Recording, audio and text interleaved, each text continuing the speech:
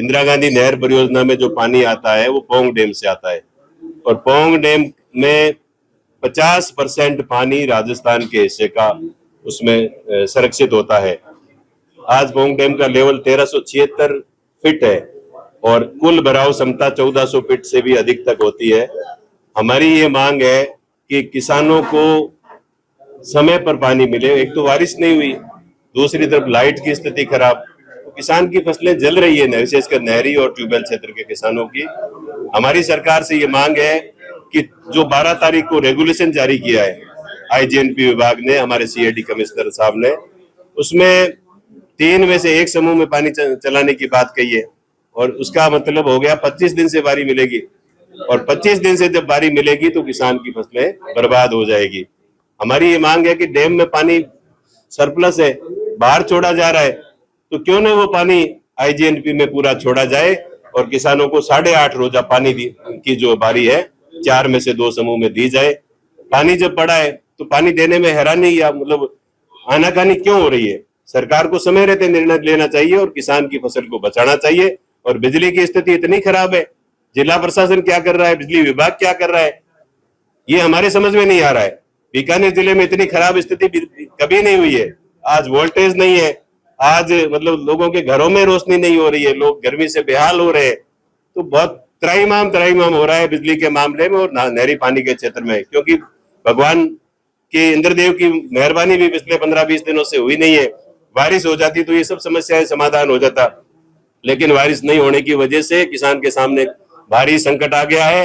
किसान अपनी फसल बचाना चाहता है और उस फसल को बचाने में सरकार को आगे आना चाहिए और किसानों को 8.5 रोजा पानी की बारी तत्काल देनी चाहिए और बिजली की व्यवस्था को भी तुरंत सुधारा जाना चाहिए। हमारे जो कांग्रेस के संगठन है, जो हमारे मंडल कमेटियां हैं, हमारे ब्लॉक कांग्रेस कमेटियां हैं, उन्होंने सबने उपखंड स्तर पर ज्ञापन दिए हैं।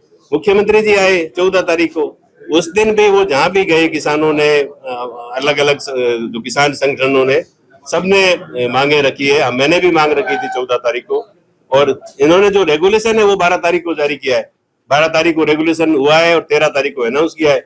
14 से हमने ऐलान कर दिया है कि जब तक ये जो गलत रेगुलेशन जारी हुआ है इसको वापस नहीं लिया जाएगा, तब तक हम किसानों के साथ संघर्ष करेंगे और किसानों को 4 में से 2 समूह में पानी जब तक नहीं देगी सरकार। कल का हमारा धरना है, इसमें निर्णय होता है तो ठीक है, नहीं तो आने वाले समय में पूरे बीकानेर जिले के जो आईजीएनपी क्षेत्र के किसान है, हमारे जो पार्टी के जनप्रतिनिधि है, चाहे खाजूवाला है, चाहे लूणकंड सर है, चाहे कोलायत है, चाहे बज्जू है, हम सब लोग मिल करके आने वाले समय में 2-3 दिन में यदि नहीं निर्णय होता है तो हम किसानों के साथ संघर्ष करेंगे और किसानों की मांग को उठाएंगे। इंदिरा गांधी नहर परियोजना क्षेत्र के किसानों को 4 में से 2 समूह में पानी की बारियां देने की मांग व बीकानेर जिले के ग्रामीण क्षेत्रों में चरमराई हुई बिजली की व्यवस्था को सुधार करने की मांग को लेकर कल दिनांक 18 अगस्त 2025 सोमवार को सुबह 11 बजे से जिला कलेक्टर कार्यालय के सामने कर्मचारी मैदान में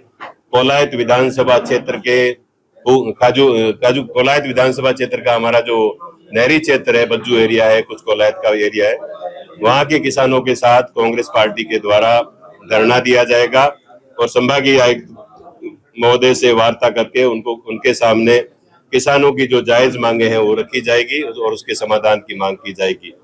पाकिस्तान की तरफ पानी तभी छोड़ा जाता है जब हमारा जो डैम है उसमें पानी पूरा भर जाए।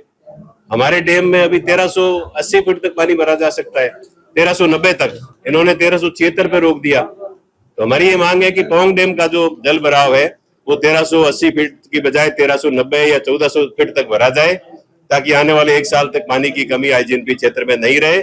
और उसके बाद में जो पानी पाकिस्तान जा रहा है वो तो ठीक है, नेचुरली जाता है, लेकिन वो तभी जाता है जब हमें आवश्यकता नहीं होती है। आज हमारे किसानों को आवश्यकता है तो पहले हमारे किसानों को पानी दो, आईजीएनपी क्षेत्र के किसानों को पानी दो, उसके बाद कोई पानी बचता है तो वो पाकिस्तान की तरफ जाए तो जाए। नहर विभाग और बिजली विभाग, ये दोनों विभाग ऐसे हैं कि इन पे कोई प्रशासनिक नियंत्रण नहीं है, सरकार का इनकी तरफ ध्यान नहीं दे रही है और इसी वजह से ये दोनों किसानों से जुड़े हुए विभाग है और दोनों विभागों की हालात इतनी खराब है कि आज किसान बहुत ज्यादा परेशान है। किसान ने कर्जा लेकर खेती की, आज उसके सामने फसल बर्बाद होने के जो खतरे के जो बादल है वो मंडरा रहे हैं। निश्चित रूप से सरकार को समय रहते इस पर निर्णय लेना चाहिए।